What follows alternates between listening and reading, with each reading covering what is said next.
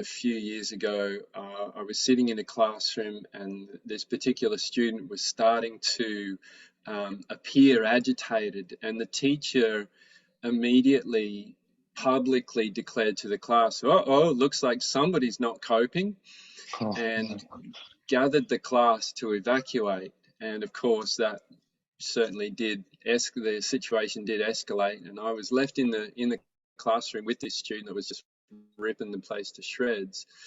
Another example is where often teachers take this question of control. You know, we often hear of teachers wanting to control the classroom or can't control their student. This is a big one.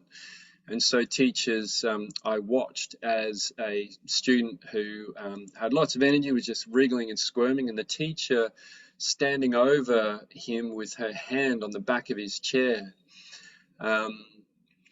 And with some encouragement from me, I invited him to, is there something that you'd like to say to your teacher? And he turned around and very politely said, I feel really uncomfortable with you there. But she didn't move. The student ended up getting up and moving to another chair. How would you articulate the difference between controlling a class and managing a class?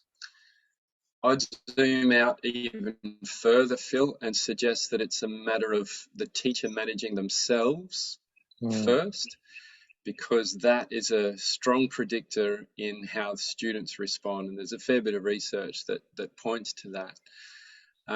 So when we're talking in terms of self-regulation, that's often in reference to students' behaviour, that the student can self-regulate themselves.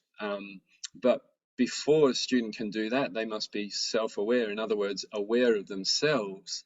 And quite often they're getting those cues from the adults in their lives. So that's where I come back to the teachers' awareness of their own triggers and how this particular student is putting them off, and what they can do to manage that. Because by the time a student is in year 4 or 5, they've got some pretty well developed coping strategies, and they know exactly which buttons to push for the teacher, what will get the teacher distracted from the work that the student doesn't want to do. So let's get them talking about something else, or let's have a wrestle over the chair that I'm swinging on, because then at least I'm not doing the maths that I don't want to do. But if a teacher can zoom out from the immediacy of that behaviour and recognise in themselves their own discomfort and able to connect with themselves and their job as a teacher, which first and foremost is modelling and embodying the coping skills that they want their students to demonstrate.